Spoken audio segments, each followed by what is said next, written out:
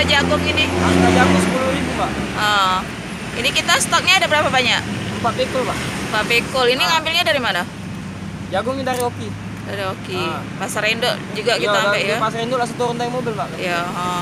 Bang, untuk tahun ini cak mana animo masyarakat belinya Bang? Tahun ini sepi Mbak kayaknya Mbak. Soalnya percon ini nggak boleh pemerintah lagi, jadi kemungkinan jagung ini pembelinya sepi Mbak. Hari ini baru laku berapa? Hari ini kira-kira 50 kilo baru. Biasanya? Biasanya mungkin 2 pikul habis dia Pak. Sehari ya? Sehari ya.